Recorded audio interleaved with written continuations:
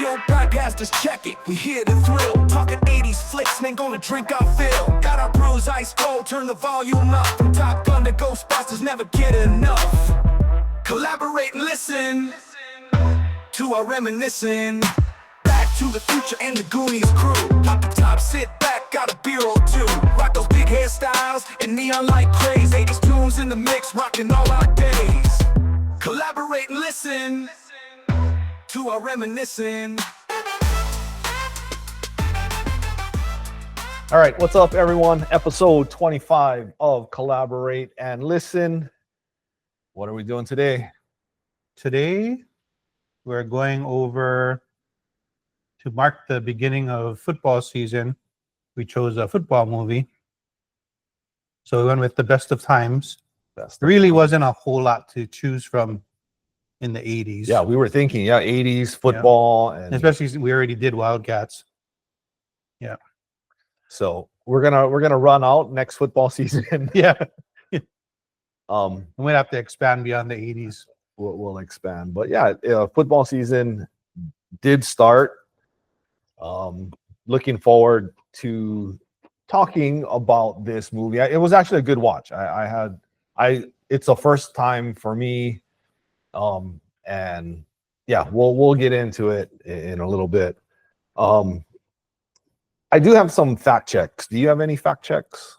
I did a couple of things that I personally wasn't positive when I was talking about The Natural. When I did my top 10, my number 10 was The Natural.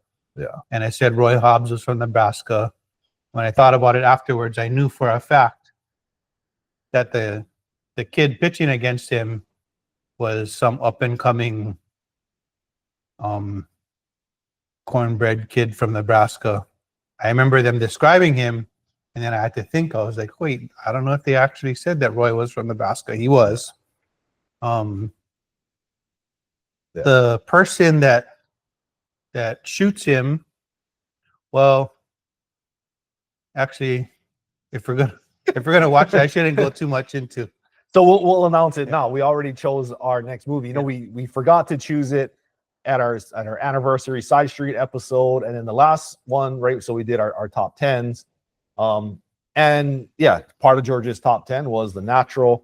I got a text from my brother saying, I want to go rewatch The Natural. So it's already inspired other people to go watch it. And that's one that I didn't see. And when George is explaining, it's complex. Go listen to the last episode. Go listen to 24, and you can hear a little bit about what George said about it. But I was like, it's worth doing it on the podcast, so we get to talk about it a lot more. So yeah, save some of that. I'm not gonna mention any more spoilers. Yeah, but enough to get you hopefully inspired to watch it with us. So The Natural is our last one, and is our next movie, and we'll share that again at the end. So we're gonna get into our first beer. This is a beer that one of my co-workers brought. So it's awesome that even my co-workers are now bringing me beer, and said, "Oh, did you drink it yet, or how was it?" And they want to know. So this to watch the podcast. This is a 19.2 ounce. So this is one of those. I forget what they call them, but the ones that you get in the convenience stores. Dortmunder Gold Lager. So we're going to start with a lager. Great Lakes Brewing Company. So he went on, I forget where this was from. Well, Great Lakes. So I guess he was in that area.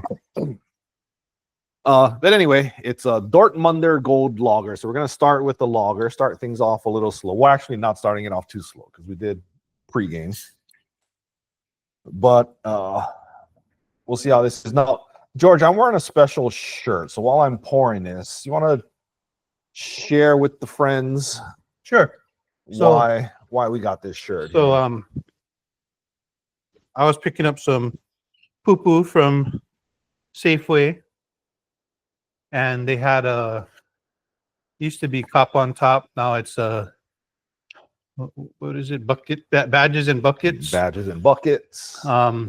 Basically, it's a fundraiser for Special Olympics. So I bought the shirt with the intent of wearing it Told him I was going to wear it on the podcast, and I realized it didn't fit me. So it's a great organization to fundraise for the Special Olympics. So they have some events coming up. They have bocce ball, bowling, basketball, and then in November they have a holiday classic. But right now at the Safeway in Salt Lake, they're running this event, and I think it's all weekend. Yeah, they said it was a 3-day event. So basically they put a police officer up on top of the scaffolding, and then he basically has to stay up there until they raise enough money. Yeah. So yeah, I've seen that before. I know out at the Safeway in Hawaii Kai, they had that, and then you have the radio station down there, and they're playing music and turn it into a whole event. Yeah, so I'm not sure if this one is only at that Safeway right now. I know they do them at different Safeways. And I've seen them at several others before, but Salt Lake Safeway, if you're in the area, go support. Buckets, badges, and buckets. Special Olympics for a long time, from when I was young, even I always had I always felt like I wanted to give more of my time. I only did 1 year where I actually was able to volunteer. But I know that's a little small, but they do have their website, Instagram, social media. So the website is sohawaii.org. So sohawaii.org. Go check it out. You can see all the different events.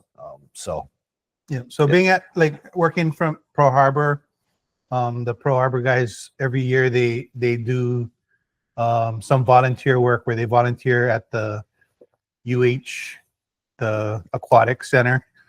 So I got to help out 1 year, but I still want to do it more often. Yeah. But until I get the chance to, I'll donate some money. If you guys can donate some money too. But yeah, that's what Charlie fits the shirt. I don't. Yeah. So I told them we'd wear it. I told them someone would wear it. We got it on. Now, speaking of shirts, last episode that we did, you were wearing a different shirt. Yeah. What shirt were you wearing last time? I was wearing number 6 Coup Falcons jersey. And it's not his fault, really. It shouldn't have come down to him having to make that kick. It never should come down to that. Yeah. But if you are not a football fan or did not get a chance to watch the Falcons game, which many people did not or followed it, Falcons did lose to the Tampa Bay Buccaneers. It was a good game, and the Falcons actually looked pretty good for most of the game. They ended up losing 23-20, and Koo had a chance to tie the game. He missed the kick. But we don't blame George. We don't blame the shirt.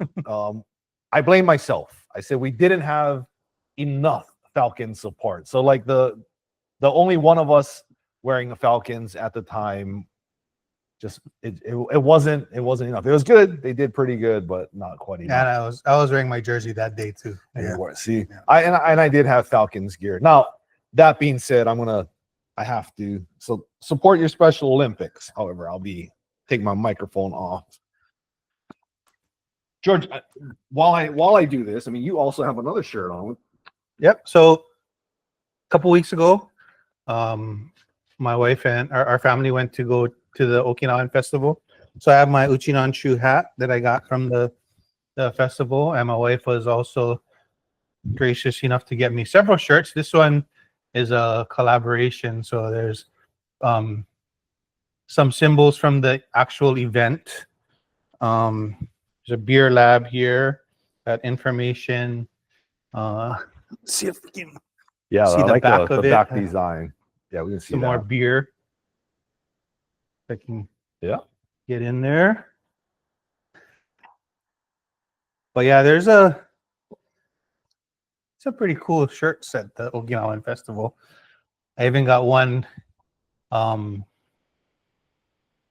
They didn't put Shohei Ohtani's name on there, but the character that's on there is left-handed, batting.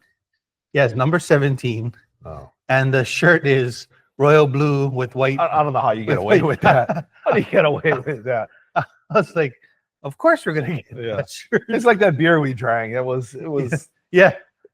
Obviously Obviously the obviously Dodgers. showing. all right.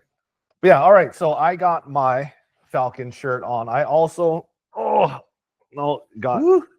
some Falcons, repping it all the way.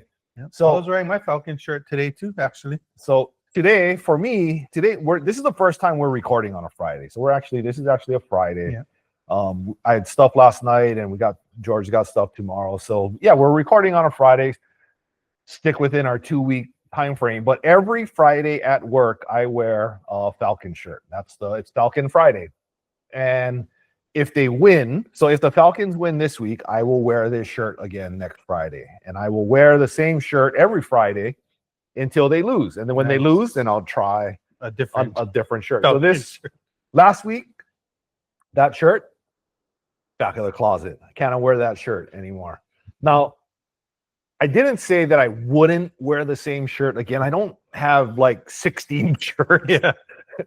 So hopefully they got some wins. Like they get about like half, like maybe 7-8 wins. I think I have enough shirts to get through the season. But yeah, good luck to the Falcons this week. They play Sunday Night Football, so primetime game. Go check it out. Everybody can see it. I know not all the Falcons games are televised, but this one's going to be televised for everyone. Sunday night, big game against the Minnesota Vikings.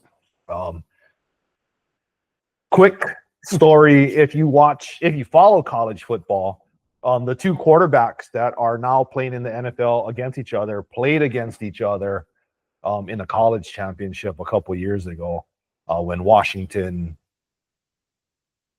played. Who did McCarthy play for? Michigan. So that was a good game. We'll see. This is the rematch, and looking forward to that. All right, the beer. What do you think about this beer? So it is a lager. Look, it's a pretty dark lager. Pretty good for a lager. I mean, I always compare lagers to Miller Lite and Coors Light and say, like, how does it taste different than that? It does taste bigger. Yeah. Than a Miller Lite or a.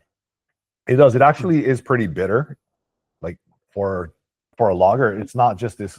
Yeah, it has some flavor, it has some kick. Got some character to it. On the quaffable scale, still a lager, so it's not like it's not a 10 for me, but good lager. I'll go 7 on the quaffable, and probably bigger, like you said, bigger than a Miller Lite. Probably not that big, 5.2, maybe something like that. I'll go with a 5.5 on the alcohol, although it's probably closer to 5. I'll go with 5. 5 on the ABV. Quaffable, I'll give it a 7.5. Yeah, pretty good. I mean, all right, this is 5.8%. Oh, should have stuck to 5.5. You weren't close. You went to 5. But yeah, so 5.8 that's as big as a lager that I've ever had. It is pretty big. Yeah. So speaking of lagers, or just kind of just jumping into the movie a little bit, did you notice what kind of beer they drank? I noticed 2. I know they were carrying 2. around the beer, but I didn't look at. Like Strolls or Stroh's was 1, and then and then Coors. Oh, the banquet. No, it was just Coors. It wasn't the banquet. When they were in the bar, the Stroh's is on tap. Yeah, and then he had a bottle too. It was on tap, but And then he still gave him a bottle, Stroh's, right? yeah. And then I think when they were in the lodge, they were drinking Coors. Coors. Okay. Yeah. Okay. Yeah. Good connection there. That's why we did that movie. They had beer in there. Okay. I have a bunch of things to talk about before we get to the movie. The last episode, well, 2 episodes ago, we talked about Crack Seed Store, and then last episode we kind of fact checked a little bit about Crack Seed, and so I went To the Crack Seed to store. the Crack Seed Store. So Yep. Yeah. So There's the glass jars. we said, so George is like, oh, it's the one right on, and I'm like, yeah, it's Diamond Head Road, Yep. and right by the where Bubbly and Blue was. right off Wildlife. Yep.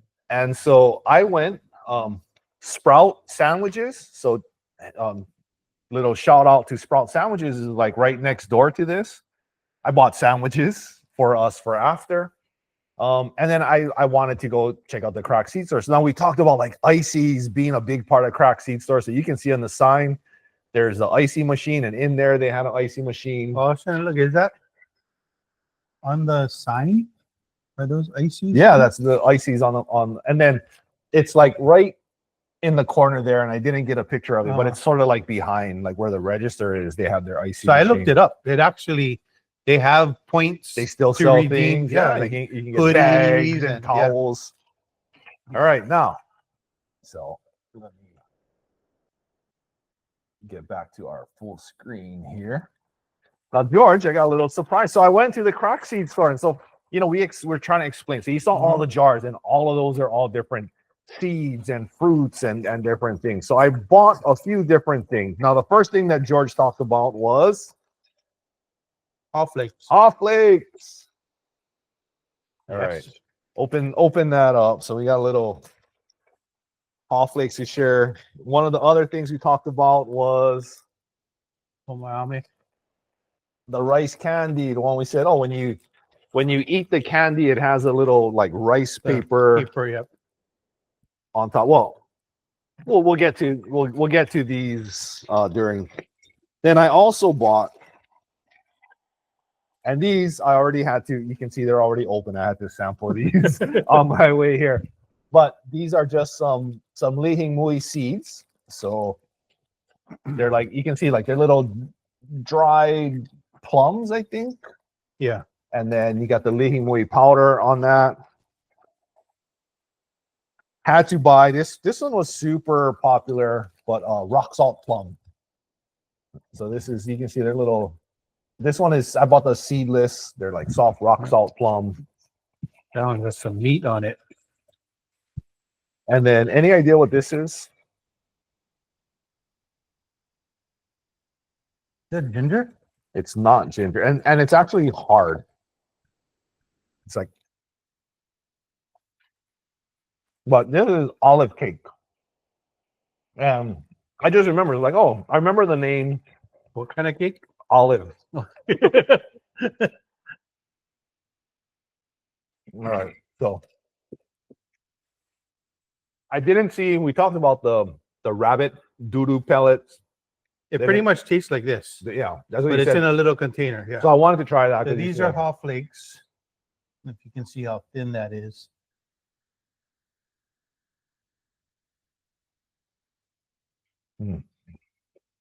So good. Well, we have pretzels.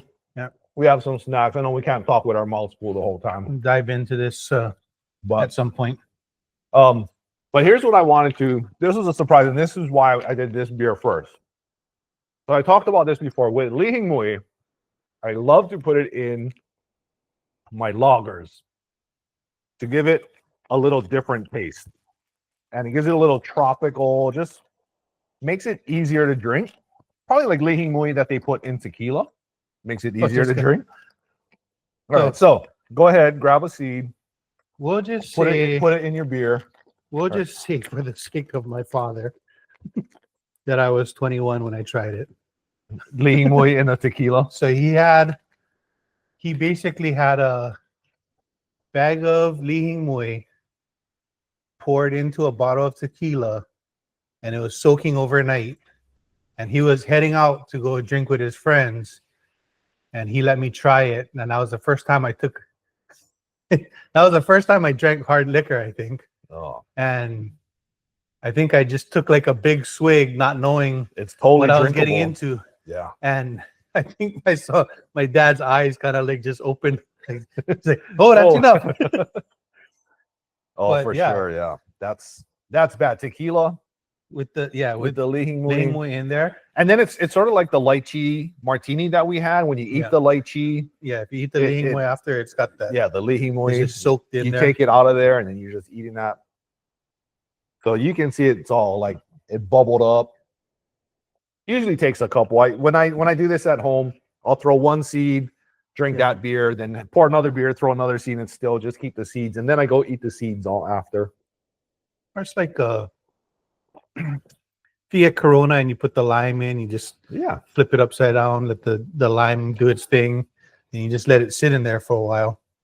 All right. So that added, now it's 7.5.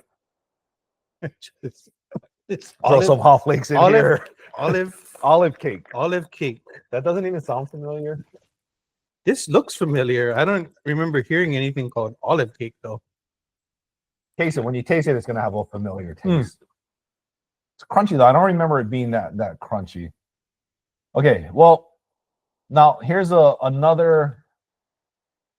You can see my Falcon shirt. So that was just right before I came here. So another thing that we talked about. Seems like a spice almost. Yeah, it has a sweet, so it still has kind of like that sugar, lihimui. Yeah. But it's not quite that. Okay, so we said, was Ice-T. We're talking about Breakin', the movie, and we know that he was in Breakin' 2, Electric Boogaloo. But we're like, was he in Breakin' 1? So, fact check. Hello? Fact check.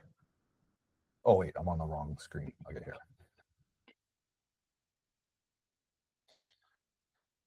Ice-T in Breakin', doing a little rock. He was the baby. Check it out now. Now 1, 2, 3, 4. Get up, everybody, get on the floor. Cause Turbo will rock the night. He's gonna rock the hard, gonna rock it right. Gonna move y'all in, gonna move you out. Teach what the boogie is all about. You don't. All right, so confirmed that he was in. And that was, if you're familiar with the movie, that was the end. That was the epic battle scene. Kelly brought her sponsor friend over, and that was a. And then during the podcast, we had talked about, the movie's called Breakin', and there was barely any breakdancing. Like when you look at Beat Street and the breakdancing, that was part of that. Yep. And so my brother, Superfan Chad, what's up, Superfan Chad? He texted me and said, like in the West Coast breaking was a lot more popping and locking, and East Coast was more of like they got into the B-boy kind of the shoulder rolls and footwork and all of that. And so where this movie did take place on the West Coast, they had a lot Breakin', of so makes sense. I looked up there, and there was some breakdancing, not the same as the East Coast stuff. So that makes sense. And I also looked up, and when we will do this movie eventually. It was based off of a documentary called Breakin' and Entering, and so we got to go look. If you're interested, Breakin' and Entering is not one that we'll review, but it's there if you want to learn more about how that movie was inspired. Okay, quick one, Rick Rubin. You named the DJs. Yep. And I said, I think Rick Rubin. Which he might have been. He just wasn't listed on the search I did. So we fact checked it. And the fact check is that Rick Rubin was the DJ for the Beastie Boys. He was DJ RR. No, DJ Double R, not DJ R. He was DJ Double R. He actually started with them on the Like a Virgin tour and then pulled out, says, a few dates of the tour, and then he had an ear infection and he couldn't travel, and that caused him to leave. And then he was replaced by DJ Hurricane sometime during the Like a Virgin tour, and then producer and everything else from there. But yeah, when they went up to him, talked to him in his room, and they were still like a punk rock group, and they started getting into like they needed a DJ, and so DJ Double R, which probably was his only. No, well, he was DJing before that, but producing music. So, how was it your last sip? Was that? That was pretty good. So a lot of reminiscing just with all the crack scene and the off legs and Okay. We also mentioned that Alyssa Milano was the inspiration for The Little Mermaid. Mhm. Confirmed. That I wasn't sure. I wasn't really sure if that was I was pretty sure. like it was such a like everybody said it, but you know, there Yeah. was no Google, there was no thing to search. It was just like they said there was. So yes, the face and likeness of the animated Ariel was inspired by a young Alyssa Milano. And then also there were a couple others. So Sherry Stoner was the live action reference with her physicality and moving around. And then Jodie Benson was the voice. So we have a few things. But yeah, Alyssa Milano was The look with the flowing hair and the that's what it was. Now on my way here, I ended up listening to Part of Your World, and then I started playing all of these other Disney songs, and it made me realize how much I also like the movie Aladdin. And I don't know if Aladdin is in the 80s because Little Mermaid is 89. I think that was first. So yeah, that gets into the 90s. But another Disney movie that I really liked, and Robin Williams. So since this movie has Robin Williams, that's another movie that now Daniel, fan collaborator Daniel, he hasn't reached super fan status. He complained. He sent me a text. So I'm glad, Daniel, that you're still listening. Daniel actually bought me these socks, so thank you for the socks. So he's still working up to super fan status. He was from the early days. I remember like Princess Bride. And he's the one that went off to a different. He's in a different office. Yeah. So I don't get to talk to him as much, but he's still a big collaborator. And then he said, "The Little Mermaid? Seriously?" He couldn't believe it. So, Daniel, we're confirming that it's still a great movie. Yeah. And although Kiss the Girl is probably my favorite song. The fact that you know more than one song, Part of Your World, Kiss the Girl, Under the Sea, even the one where the octopus lady, Poor Unfortunate Soul. See, like that's too many songs to know for a movie that's just not great. Like you gotta all right. And I got one last thing, and I want to share because superfan Chad did text before he even knew that we asked for people to send in their top 10. He's like, oh, he started listening. He sent me his top 10. And then at the end, he sent me a text later. He's like, oh, I didn't even know that you guys were asking for it.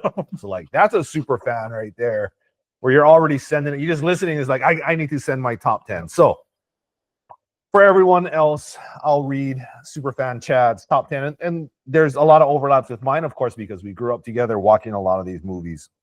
All right, number 10 was Field of Dreams. Good choice. All good choices. Number 9, 16 Candles. Number 8, Ferris Bueller's Day Off. A lot of people reference a lot of lines and things from that movie. Number 7, E.T., a movie that we snuck into and watched like 5 times in a row. Number 6, Fast Times at Ridgemont High. Number 5, Coming to America. Number 4, Top Gun. Number 3, Revenge of the Nerds. 2, Goonies. And number 1, you remember his number 1? His number 1 is Back to the Future. Definitely Back to the Future. All right. So thank you, Superfan Chad, for listening, contributing, and doing all that. And then what my people? Oh, right here. I also posted on Facebook, and I said, hey, like people out there, tell us your top movies. And so I wanted to give a shout out to the people that did respond, and I'm sure more people will respond. And this is just my Facebook post. 808collaborate@gmail.com. Send us your Gmail. Send us your top 10 lists. Our Spotify. Leave us a comment. YouTube. But Malcolm, he sent Breakfast Club as his favorite movies. That was a pretty good one. Friend Gay says Dead Poet Society, also another Robin Oh. Williams classic. Oh, Captain, my Captain. Nikki, we mentioned this before. We'll watch this. Do you know Nikki's? Nikki's one was, oh, we just talked about it. Spaceballs. Oh, yeah. Spaceballs. Cheryl's cousin Christina said Valley Girl, like early Nick Oh. Cage stuff. Yep. And then Wendy Higa with a late post just came in a little while ago, said Goonies and also 16 Candles. So thank you for sending in your top 10s, your top movies. Keep them coming. We'll share them out. And that helps to inspire us with our next movies and what we're going to do. All right. Now, speaking of being inspired, I want to be inspired for our next drink. Well, even with the way that I felt like I was exposing myself by showing what my top 10 was. So I couldn't just do all rom-coms. I couldn't just do all action or all sport. Like I had to mix them in. So certain ones, it became like an internal debate between 16 Candles or Some Kind of Wonderful. So that's what I was telling Daniel too. It's not, these are not what I say are the 16 best movies, or not 16 Candles, the top 10 best movies. My favorite. Yeah. That and it came down to somehow. like a serious personal debate within myself to I remember this. say, yeah. I remember that. But I will say, and George brought up the idea for us to do the top 10. It really got me looking into all of these movies that, you know, we every week we're like, oh, or every time we record, we're like, what's the next movie that we're gonna do? And then we think, what about this? This one got me looking at different lists and different things and so many memories of this movie and that movie. And so if you have not gone through your own top 10 list, please take the time to do it. It might be the 80s, might be of all time. But it was fun for me to do it and made me excited about the movies that we do for our year 2, right? So and made me realize, we got lots more to go. We got plenty of seasons. There's plenty of 80s movies for us to continue doing. But there's a lot. I mean, like even for like for people that were in this movie, there's a bunch that I thought about. I was like, oh, this should have been in my top 10. I mean, even like I've mentioned Streets of Fire many times, and it didn't show up in my top 10. But without me writing down my top 10, like if I don't look at my list, let me do it in a month and see if it's the same. I remember a couple that need to be on there, but it'll probably be different. All right, beer number 2. All right, this one is a New York Pale Ale. So this was also from one of my co-workers who took her daughter, dropped her daughter at New York University, NYU. Oh, awesome. So she took some time off, went up, dropped her daughter off at school, and brought back some beer for us. She also always gives me like Atlanta Falcons stuff. Remember the hat that I brought that one time? That was also from this same person. So thank you, Cami, for the New York beer. This is a brewed with NYS ingredients. What kind of? It's a Sloop Brewing presented. So it's a New York Pale Ale. Won't go too much further before I see the alcohol content. Pretty dark for a pale ale. It looks kind of similar to the lager almost.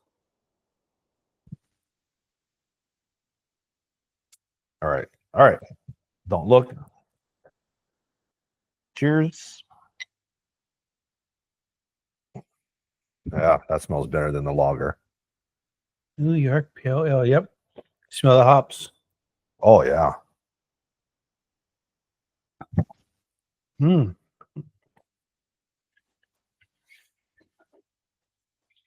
All right. A lot of without pine. even without the pretzel crunch in there. All right. What do you got? What's your ratings on that? I will give this a 8.5 on a quaffable. And I'm gonna say like a 7 ABV. Yeah. So I'll go 7.58. Yeah, I could go 8 on this. It's a really good pale ale. I mean, it tastes like an IPA. And it tastes big too. So I think that's a fair. I'll go a little less though. When you said 7, yeah, I go 6.5, 6.6 on the alcohol. Oh shucks. It's less than the lager. It's only 5.2. Wow. So It's a lot of flavor. Yeah. Sometimes I give credit for people packing in more alcohol into an easy drinking beer. And then I also give credit for like a low alcohol, like when people want the IPA taste, want all that flavor, want the bitters, and then it's only a 5.2. The 5.2 is not only 5.2, but It's kind of like how in my search for the better non-alcoholic beer, we still haven't done one yet in the podcast, but Lagunitas makes a non-alcoholic beer that to me tastes like it's their regular beer. So if you can make a non-alcoholic taste like an actual beer, then so similar, right? They're making same thing. Like they're making not as big, but a smaller, a lesser lot of flavor alcohol in it. All right, so good job, New York. Thank you, Cami, for bringing that all the way down. And so Brett brought the first one. This is from Cami. And then I got one more in there from Chase. That was one that he brought down. So all of these beers were not from Hawaii. We're putting them all together. I had them in my fridge. And I was like, okay, they're like, did you do it yet? Did you drink it yet? Now we can say we did. All right. Well, we're on our second beer. That means it is now time for Be Kind. Rewind. All right. So the movie that we did was The Best of Times. It is 1986 movie. And here is a synopsis of the movie. If you've never seen this movie, we did do it because it's a football movie. So set in the fictional town of Taft, California, The Best of Times follows Jack Dundee, played by Robin Williams, a mild-mannered bank loan officer who's never gotten over one drop pass in a high school football game against the crosstown rivals Bakersfield. That moment has haunted the entire town, especially Jack, for over a decade. Stuck in the shadow of his former glory days, Reno Hightower, played by Kurt Russell, the once iconic quarterback, has faded into a life of broken dreams and small-time hustle. Jack proposes a bold idea: replay the infamous 1972 game, now as middle-aged men, to finally rewrite history and reclaim dignity for their own. All right. So real quick, main characters: Jack Dundee, Robin Williams. Reno Hightower was Kurt Russell. And then Gigi Hightower was played by Pamela Reed. That's Reno's wife. And then Jack's wife, Ellie Dundee, was played by Holly Palance. And then Charlie, no last name. He's played by Donald Moffat, and he's the father-in-law. The colonel. He's the colonel. The colonel.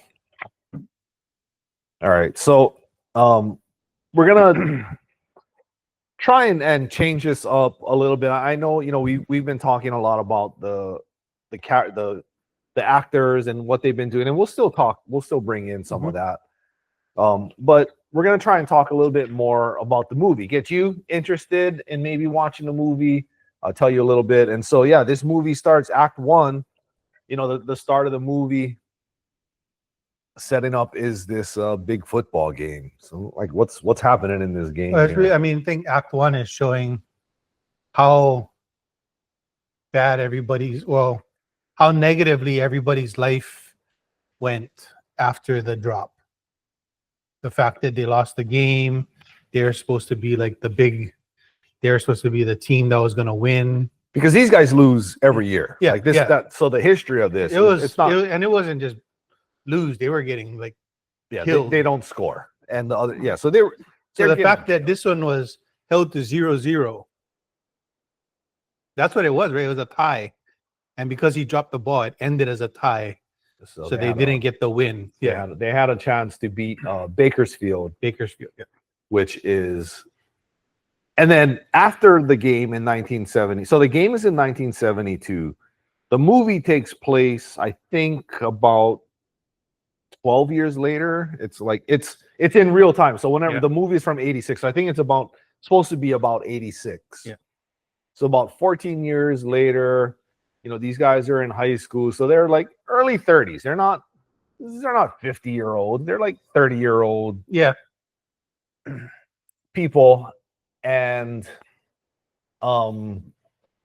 they want to maybe up until like 14 years later, they're still losing. They're crosstown rivals.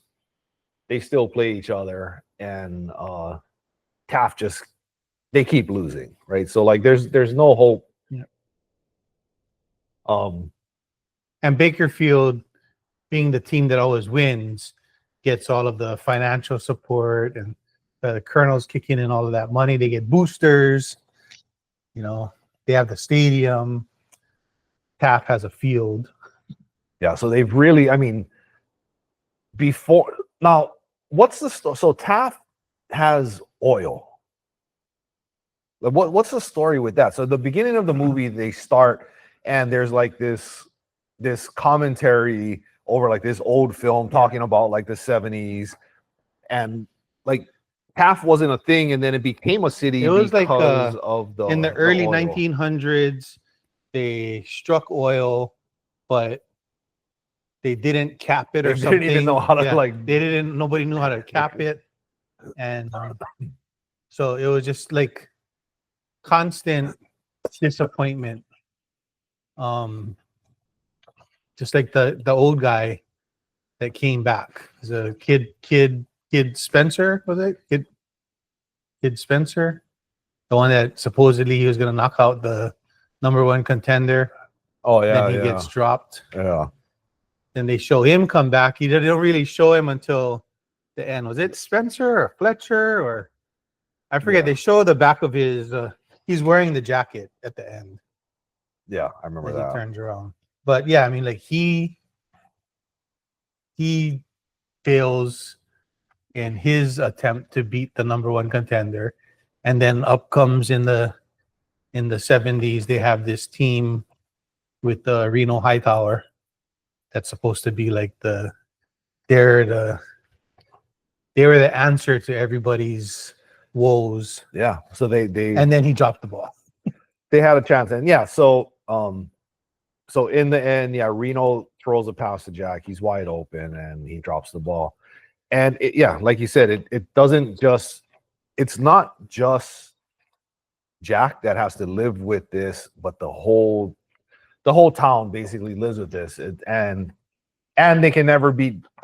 They can never win a game. And so it's ongoing. And so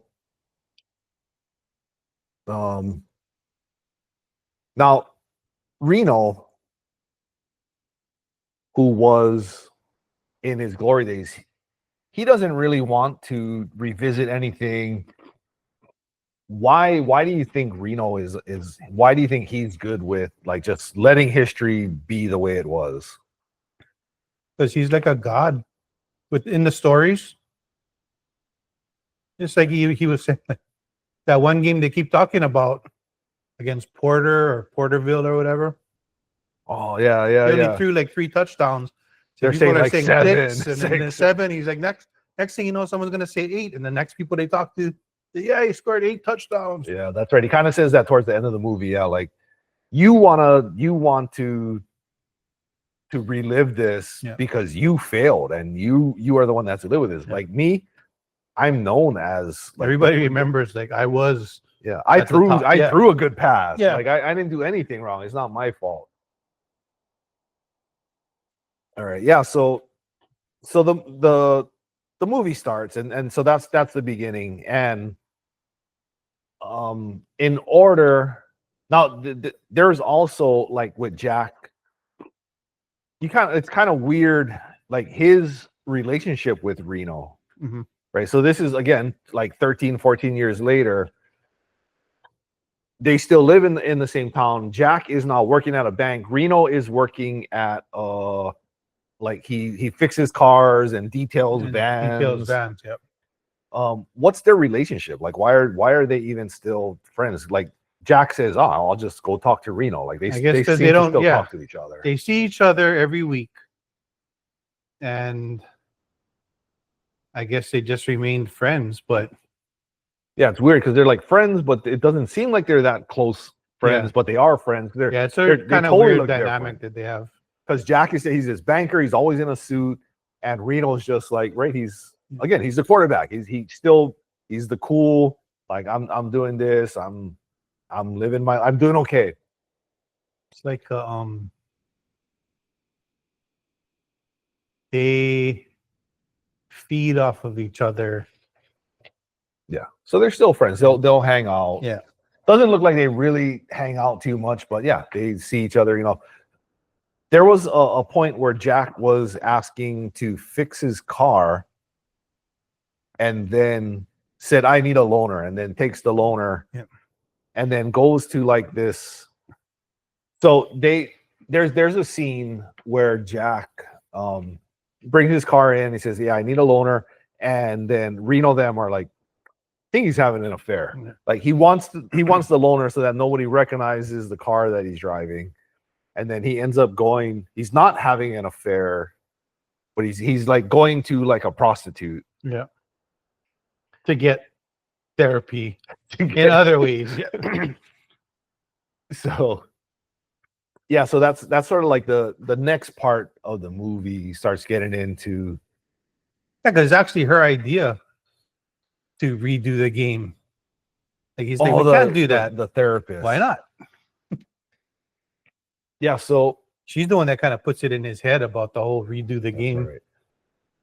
Yeah, so part of the I guess act 2 sort of, or the second part is the buildup is, so there's this game, Jack's failed. Like what are they going to do about it? He's going to continue living your life. And so Jack is down and he ends up taking the loaner car, and then he goes out to this prostitute. And he like gets in his underwear and he like gets in his underwear, goes in the bed, and then she's like, all right, go ahead, your time starts. And then he just wants to talk to her. So it's funny because they show like even like how dated the movie is. Like now everything is electronic. You tap it with your credit card. She's like running it through like the swipe. She has to the carbon copy. The carbon copy.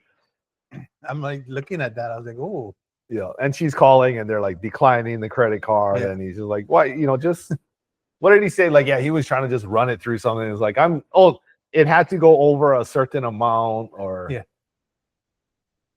But yeah, so he's in therapy because of the football game, because his life is so hard, because every day he has to deal with this. And so what doesn't help, I mean, his father-in-law is from Bakersfield. Is from Bakersfield, and he like rubs it in his like face every time he gets a chance. He's like, hey, or he calls them Butterfingers.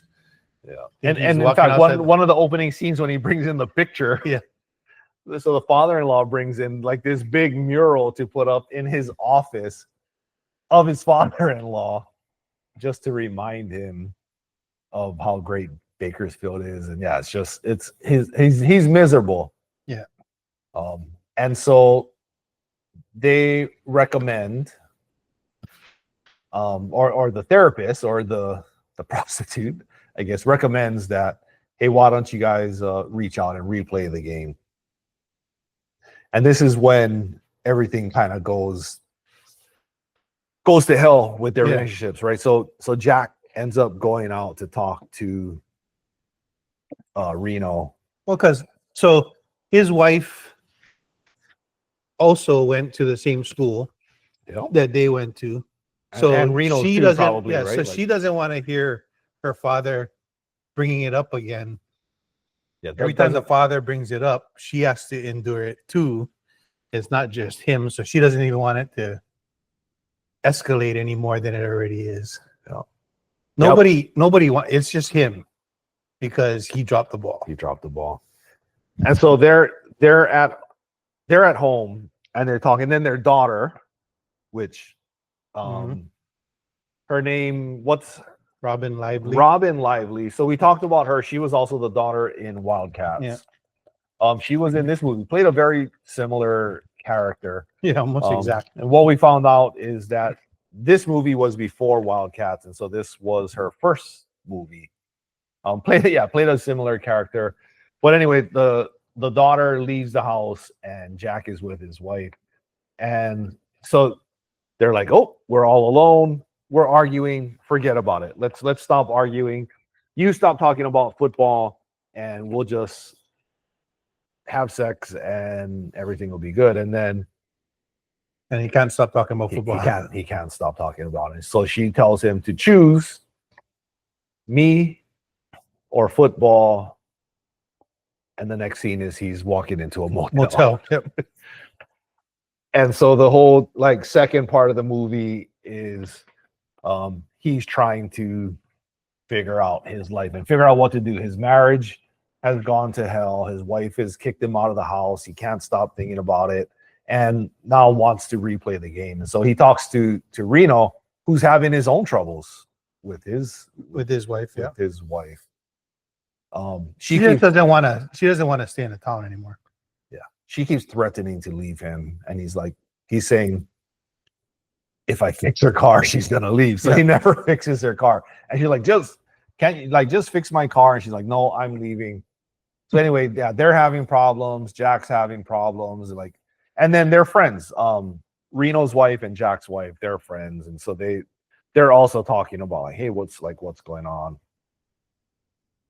And so those are the two main characters, but you're having a football game, and a football game requires a whole team. So what happens next and how they're going to try and bring this to the troops to say, hey guys, we got a chance here to play a football game, and they're trying to get the town back. So what do they do to get the town? Also, Jack, he's basically, because he's the only one that wants this, he goes out and dresses up like the mascot for Bakersfield. And he goes and trashes the whole town, vandalizes the town, throws paint on the wives, and they're singing, they're all performing, destroys their lodge, and it works. He gets everybody to rally around the idea of we can beat Bakersfield, and that's kind of how they all get on board. Because they weren't on board. Yeah, they definitely weren't. Yeah, they had they're the caribou or something, the water buffaloes from the Flintstones. And so they were the caribou, and they brought it to a caribou meeting, and they're like, no. Caribou handshake was probably one of the coolest things in the movie. What they do is they lock hands. I was like, yeah, that's a pretty good handshake. So yeah, they get him. He gets them fired up, and then the town decides, all right, we're on board. Let's get these guys. But yeah, it basically worked. Yeah, so everybody got fired up, even the women. Even the women. And so they start training. Yeah, practicing. I did see like a fact is Kurt Russell and Robin Williams both played football in high school, and they didn't have stuntmen necessarily doing like everything that you see them doing on the field. Mhm. It's actually them doing. So that was it was pretty cool. And again, they're like in their early 30s. They look all right in football uniforms. It wasn't like it looked like a football team still. There was things I remembered from the movie. So I knew at the end he had his little juke move that he did for Dr. Death. Uh-huh. All right. I thought they spent more time on it though. It was Right. just really him just getting open. Okay, we're gonna take a pause in this. Here's what I noticed in listening to our past podcast is for people that can see that we've opened the beer and start like they can see that we're doing it and then we start talking. For people that are just listening, we're like talking about the movie and then it goes to and what's the quaffable scale. So for those of you that are just listening, we're gonna take a little break here from the synopsis. We just opened our third beer, and this one is called Asloha IPA. This is from my son Chase, super fan Chase. Brought this back when he came back a month or so ago. And then Slow is San Luis Obispo. So his roommate lives up there. And so this is from the area. And it is a tropical hazy IPA. Slow Brew is the name of the brew company. Asloha. I mean, it's a cool name. Yeah. I'm thinking from some of the other like local beers that I've had. Let me smell it. I feel like this might not taste too good, but we're gonna find out. It is beer. It is. We haven't had one that we couldn't drink.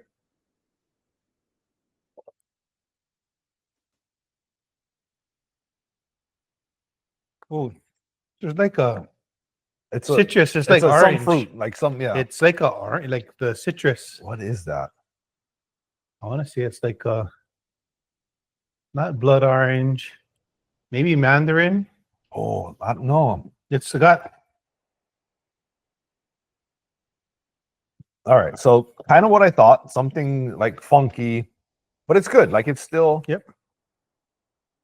okay. But I'm not going through the roof on this. I'll go 6.5 on the quaffable. What are you thinking, quaffable? I'll go 8. It's not bad. I like it. Try it again. Wait. Oh, a little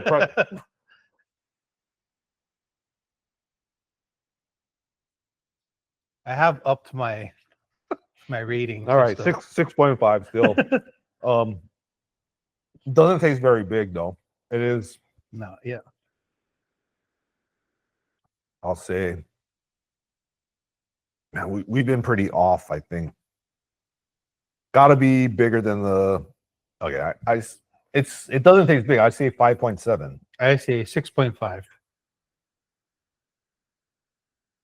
All right, it is 6.5. Ding, ding, ding, winner. Tropic fruit, citrus zest, crushable. I mean, that's what it tastes like. Okay, embrace the spirit of Asloha and get swept away to an island paradise as waves of juicy hops bring light notes of citrus and tropical fruit. This crushable, unfiltered IPA is a great way to unwind and take it slow. I taste the orange. That's what it is. That's a good description. I know Ailey has at least one friend that's going to San Luis Obispo. Yeah, nice area. All right, thank you, Chase, for the beer. All right, let's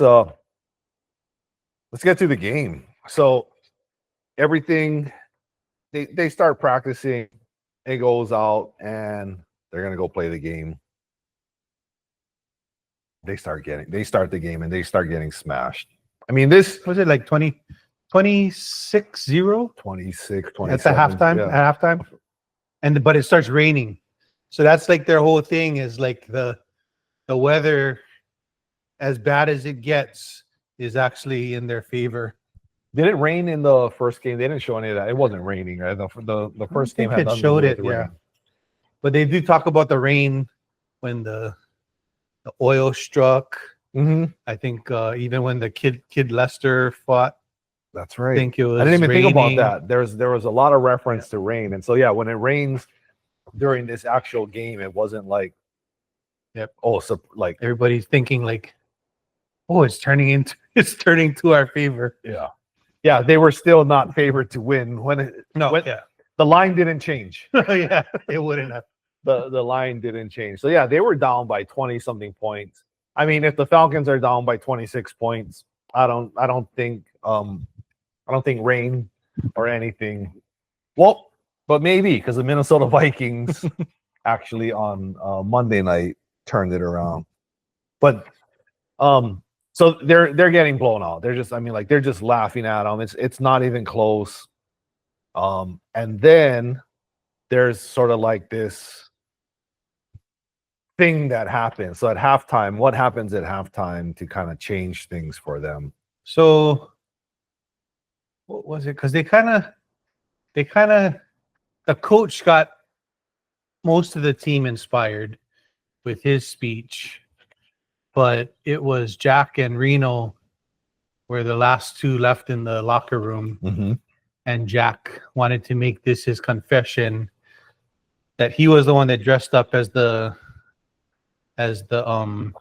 mascot. He was the one that vandalized the town, threw paint on their wives, and I guess it was he wanted to come clean, and it did anger Reno, but to the point where he wanted to go out and win, but he didn't want Jack to be a part of it. He wanted Jack to have to watch them win without him. Sit on the side. Yeah. Sit on the side. Broke his glasses. You're out of this game. Yeah. You're done. Like basically said, F you. Yeah. I'm gonna go out and win this game. And then there's they talked about this earlier, but this is also he has his magic white shoes. Oh yeah. Yeah.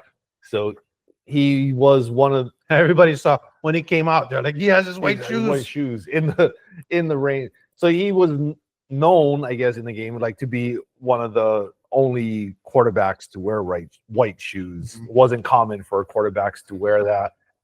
And so he comes out in the second half and he's wearing his white shoes. So people were like, oh no, like this. Reno's turned it on. And he also like yelled at his running back, right? He's Mhm. like he came in, he's like smoking a cigarette, and he's like, Yep. you can't catch, and like he basically starts motivating the team, Yep. gets on them, and the second half starts, and Jack's not in the game, and they start doing well. They turn it around, and they start scoring and defense. They're playing well. It's a different game. It's raining, everything's going on, but yeah, Everything is going in their favor. yeah, Reno turned it around, getting the ball to where it needs to be. And then, of course, at the end of the movie, we know it's going to come down to this is Jackson back in the game. Like Reno figures out, he's like, hey, wait a minute. You're not an idiot. Like only an idiot would bring the tiger head in here. Yeah. If they didn't want me to know that it was him. And so it's like, you did this on purpose to get me fired up so that I would play well. Yeah. And he's like, I guess so. So Jack's back in the game. They kiss and make up. Just for one more play. But They he say, was you in drop the ball, I'll kill you.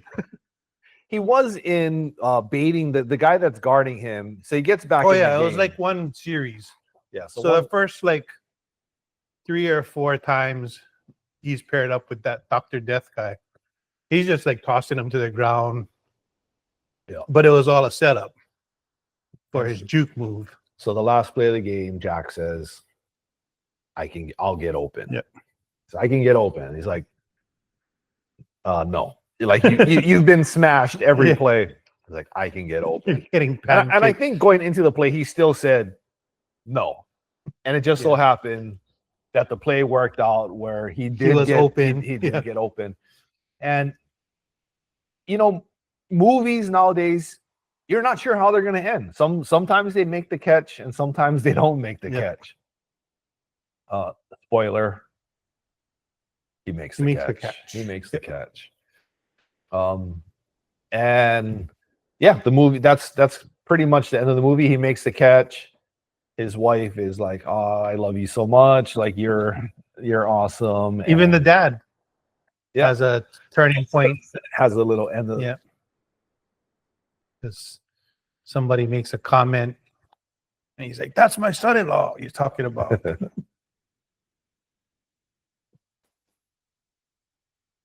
But yeah, so I did enjoy the movie. There's a lot going on.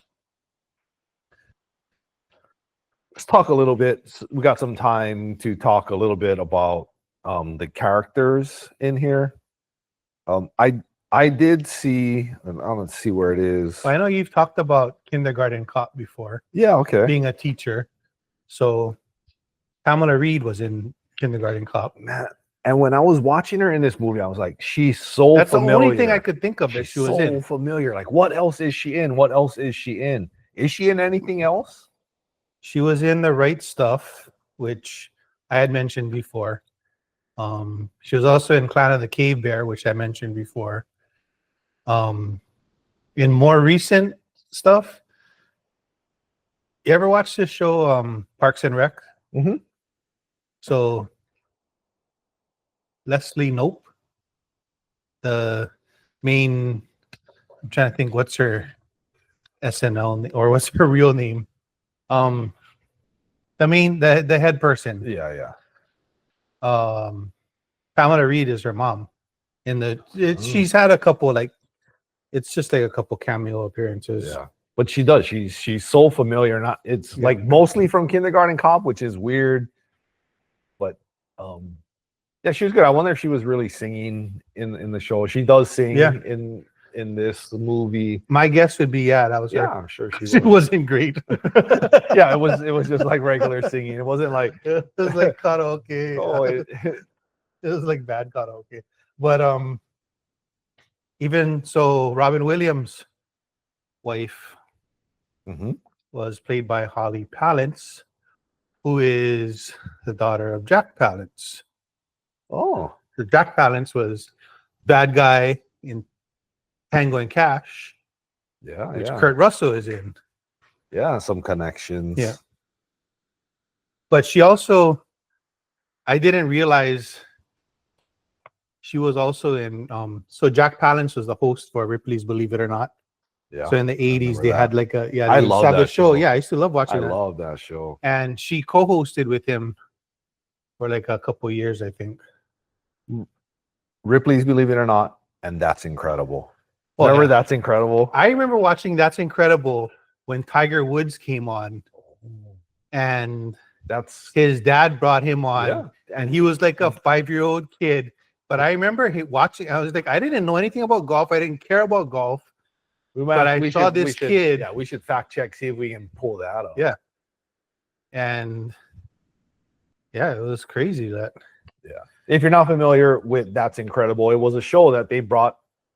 It's kind of like the Guinness show. Like it just There's like remarkable people doing in the real world doing remarkable stuff. Yeah. So people And of course, that Tiger Woods good. was he was he was Tiger Woods. Yeah, he's decent. At 5 years old, he was out driving men. So But yeah, Fran Tarkington. I forget who else. I remember Fran Tarkington there was a from that female- show, and then a girl, Mhm. and then yeah. But I could go back and watch seasons of. It was That's almost like a Incredible. wide world of sports type of panel that they had, Mhm. and they would bring out those. Yeah, Fran Tarkenton. It was We'll have to fun. look into that. Yeah, But similar shows that they were Mhm.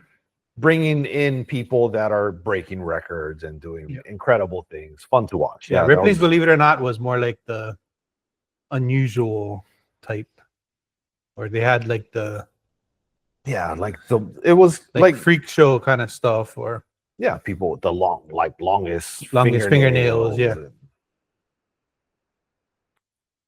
So yeah, Guinness Book of World Records was not a show, but like seems to be kind of like common between both. You kind of had like Ripley's Believe It or Not had people with records.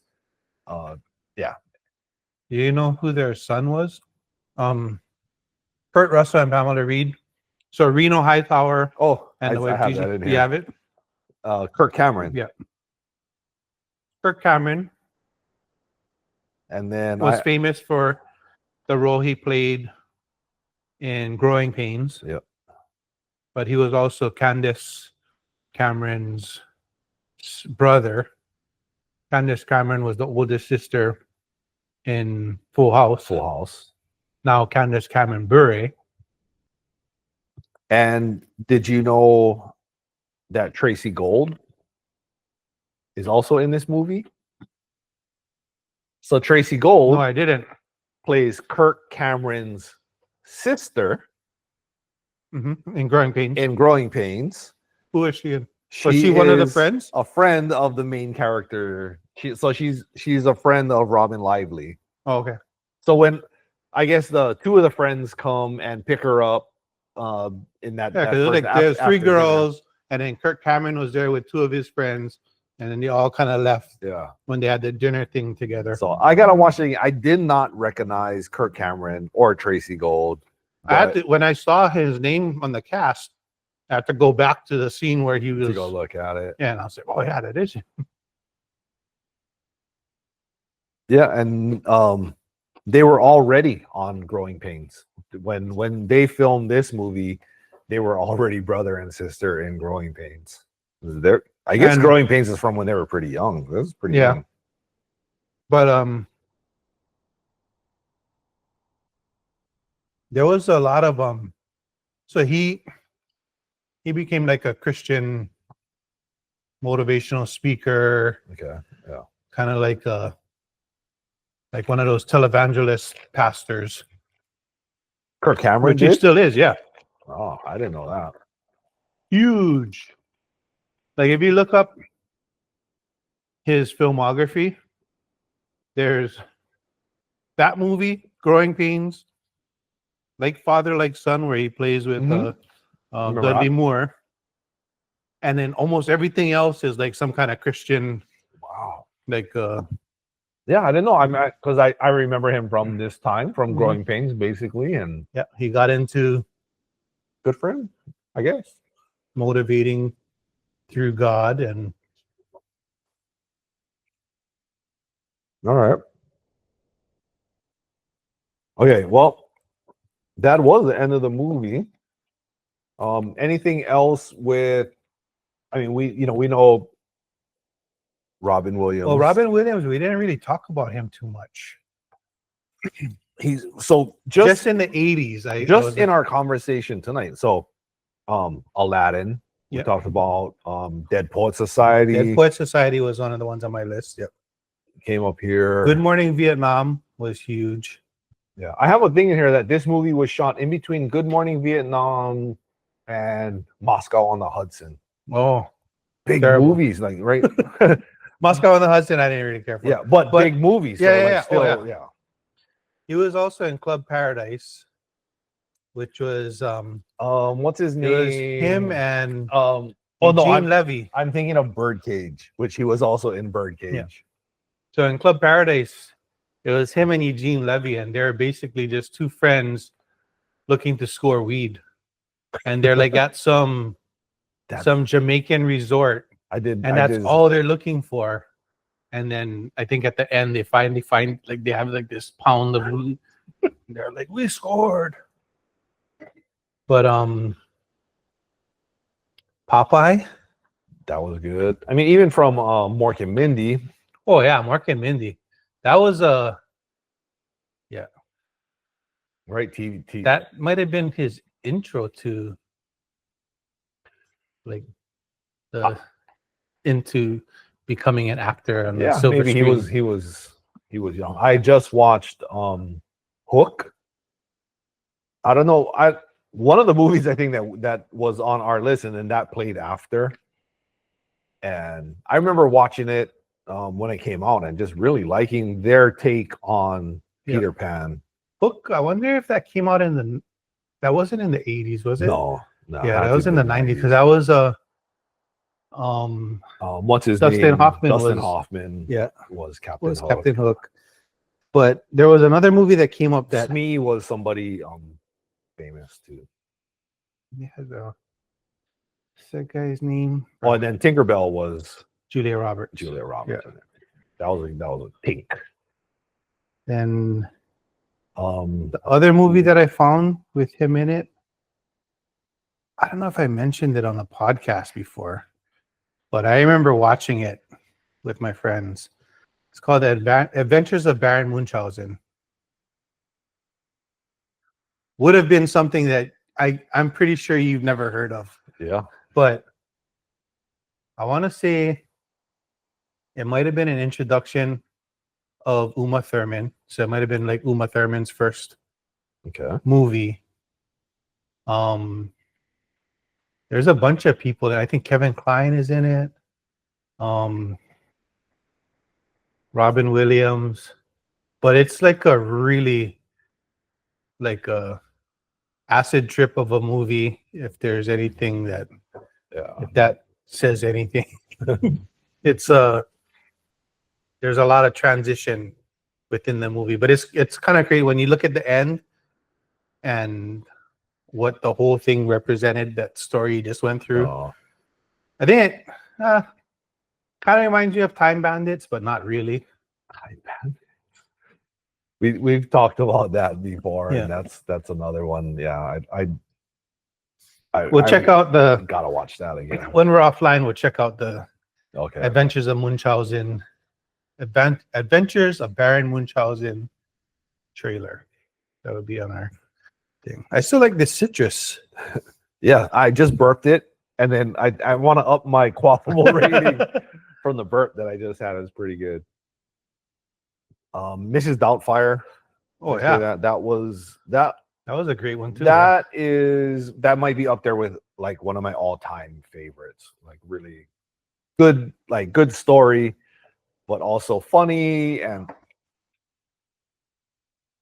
yeah, just everything with that. Now I got the Tomoe Ame open. All right, can I have one of those? All right, so we said this is the one that has the rice paper that you can eat. Yep. Okay, this is not the paper that you can eat. You still have to open it one layer. But here, when you look at that, it's still, you see it, it still Still looks like it's in a wrapper. It's wrapped. Yeah. And then if you don't know and you're trying to take off this wrapper, forget it. Yeah. Yeah, forget it. But that, then it just melts in your mouth. Oh, look, this has an amazing prize. Is it a Fusen gum tattoo? It almost looks like one. Printed in Japan. So, all right, we got our prize from the. Speaking of prizes, we do have one more beer. So the first beer came from Brett. Second beer came from Cami from New York. Third beer from Chase from California. Last beer comes from Charlie. I brought this one back. This is another dessert beer from Great Notion. I still Great got a Notion. couple of these. This one does not seem too crazy. It is the Cantina. It is a tropical seltzer smoothie. Little Chewbacca. It's got the Great Notion Chewbacca there. So again, for those of you listening, we took a break from talking about this, pouring our last beer here. I won't look more into that. Tropical seltzer smoothie. Oh, all right. Just look at that. I already see the color. Wow. What in the world are we doing here? It's cotton candy. Speaking of ices and crack seed stores, The blue raspberry. Oh my goodness. What's going on? I did not expect that. Oh. All right. Take a look at that. This is what we got for beer, man. That's Check the hazy on that. Ooh, smells like. pineapple. All right, let's try.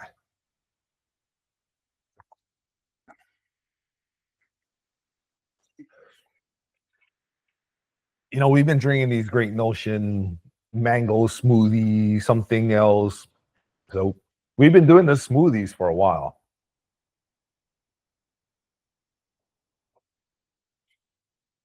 They're quaffable. Yep. I don't hate it. I'll give it a 7.5 on the quaffable.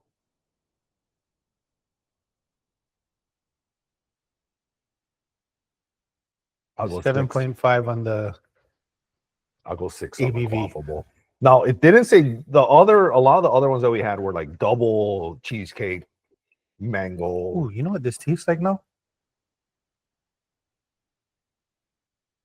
What? Doublemint bubblegum.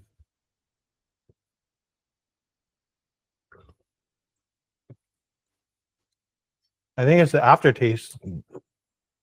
I don't know. I still have the candy in my mouth. Did you get through? Yeah, that's why I went. I went and got a pretzel because I think Oh. it might have been. All right, we get through this candy. I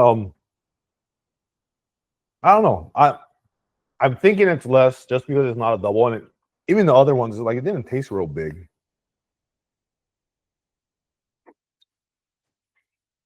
I'll go 6 on the alcohol. 7.5, 7.5 for me.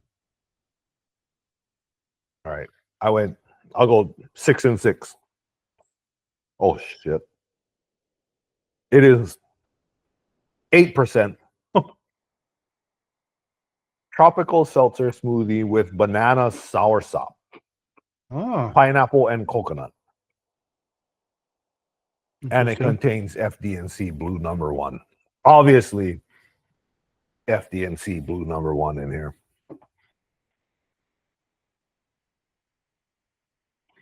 All right, the Cantina.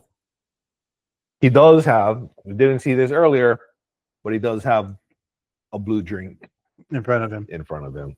Should have known. All right, George, I got a surprise for you. Oh, I got a quiz. It's a surprise for both of us. So I created a quiz. I asked ChatGPT to create a quiz for us.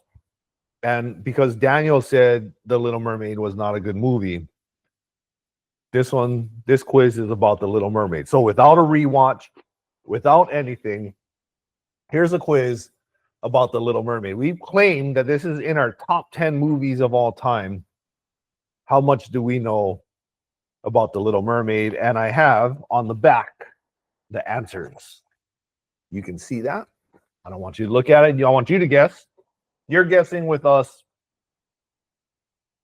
We'll go through it. We'll agree on answers, or we'll see what our answers are, and then we'll go through what the actual answers are, because I don't want to look at it and then see.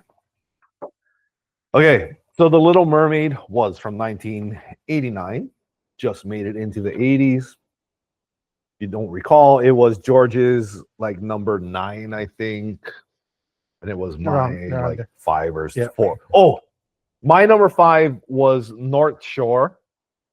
And a quick fact check is that I said, I don't even know if Keith was a super fan, but when we did North Shore and he texts, I was definitely a super fan by episode 5. So that was the first fact check that he sent me. So thank you, Keith, for being a super fan from early.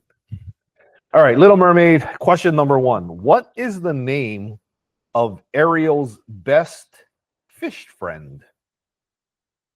It is multiple choice. Do you know her fish friend? Are we giving them time? Or no? Oh, we're just gonna answer. Yeah. I know it's flounder. Flounder. And the crab is Sebastian Sebastian, and the seagull is Scuttle. Scuttle. Scuttle. Yep. Okay, so the fish. Here's our choices: flotsam, scuttle, flounder, or Sebastian. All right, so we say flounder. I guess I could look at that. We should look at the answers, right? It's like We can guess, and then maybe read off the. okay. No, I got it. It's covered, so I can call. I'm covering the answer key, and then I'll just reveal it like one answer at a time. Okay, so flounder was correct. Okay, what is the name of King Triton's palace? What is the name of King Triton's palace? Atlantica, Aquaria, Oceania, or Poseidonia? Poseidonia? Poseidon? Poseidon. Well, Poseidonia. I don't think it's D. So Atlantica, Aquaria, or Oceania? I'm not too sure on this one. I want to say Aquaria. I'm thinking Aquaria or Oceania. Yeah, because I don't think it's Atlantia. I'll go Oceania. It'd be funny if it was Atlantia. Yeah. We're both Falcon fans. Atlantica, maybe. Okay, so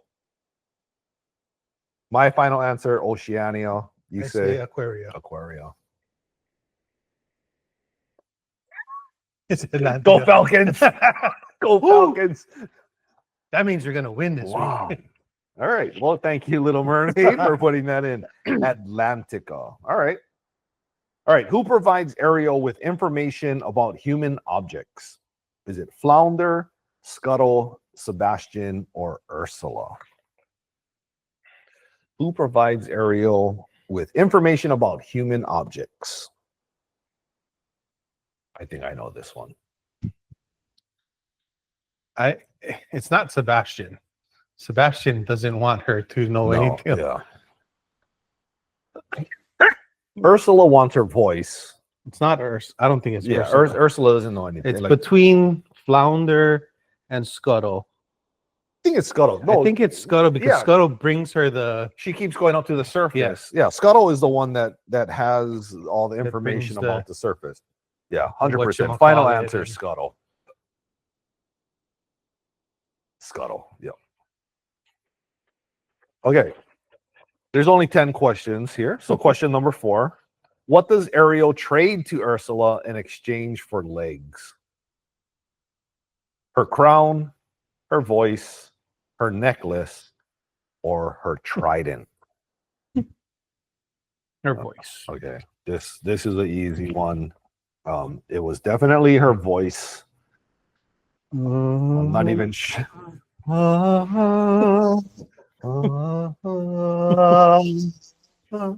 Okay, that was her voice. All right, here's a song. We talked about songs earlier. We named all of these. In fact, I'm looking at it and I see all of the songs that we just named.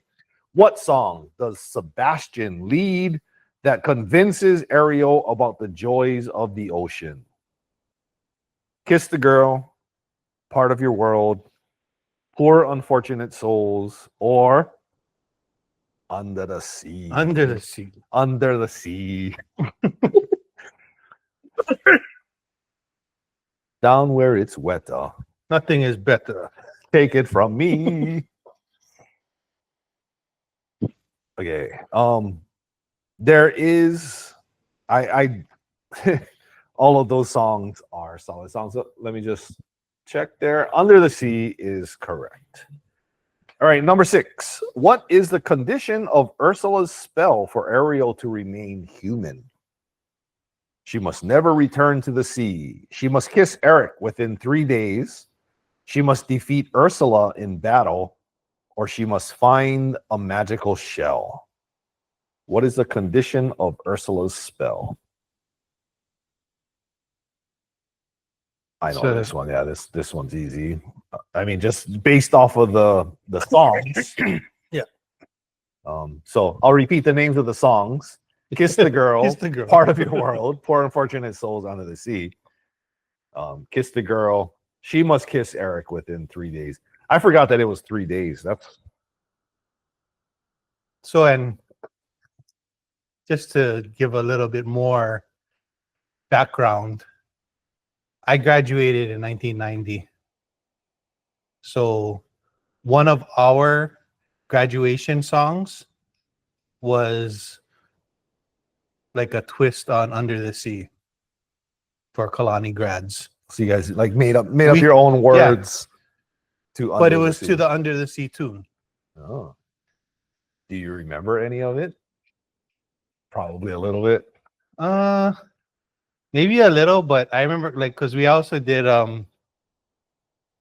Wind Beneath My Wings, which is from Beaches. Beaches, yeah, we talked about that. Yeah. That was like our song to the parents. The Under the Sea one was for the class. That's fun. Good little. But good yes, I knew The Little Mermaid very well. little- See, even more so as part of your high school, like And in the theater, I probably saw it at least 6 or 7 times in the theater. so. I lived right across the street from Kahala Mall.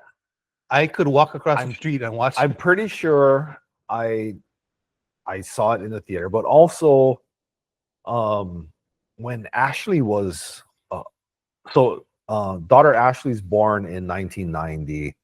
And so even in the 90s, like I'm into The Little Mermaid and we're watching, and I remember Aladdin and all of these Disney Mhm. shows, but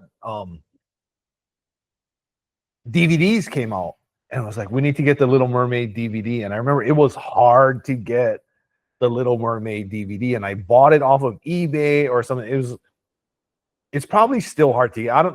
I'll fact check this, but I still have that Little Mermaid DVD at home that I got in 1990, whatever it was, for Ashley to watch. So yeah, that was it was that big a part of my life. Yeah. Like, same, right? Like it was.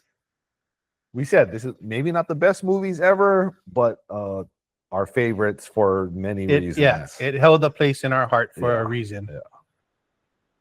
All right.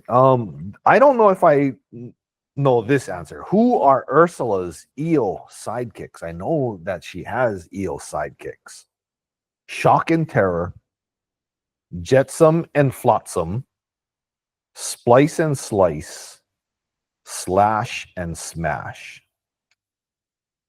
Oh man, I want to say it's the first one. Shock and Terror sounds like Shock and Terror. I'm gonna say just because it's Disney and like this one sounds so out of place that it's probably Flotsam. in place. Yeah, Jetsam and Flotsam. Flotsam. I don't know why that's their names. Shock and Terror would probably be good names for them, but just kind of like process of elimination. She Must Kiss Eric Within 3 days. Oh wait, that was the one before. Jetsam and Flotsam. Oh. Shock and Terror, Disney. Next time. Maybe when they did the remake, The remake, yeah. live action one, they did Shock and Terror. All right, number 8. How does Prince Eric recognize Ariel at the end? By her singing voice, by her red hair, by her seashell necklace, by Flounder guiding him.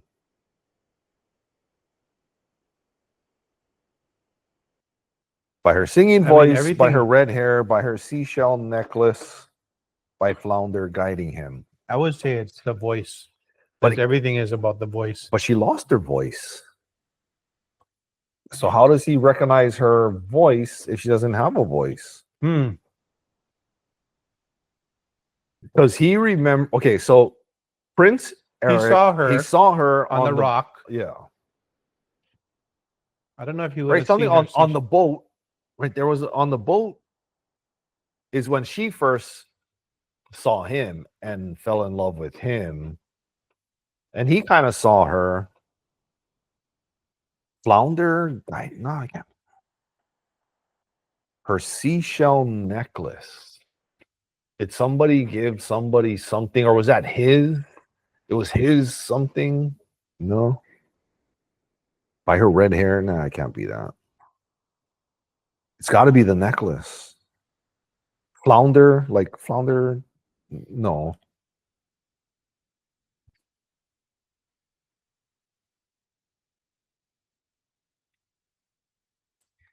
I don't know.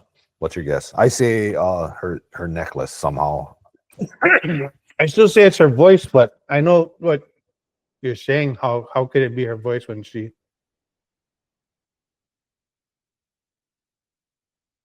How does she? We might have to watch this.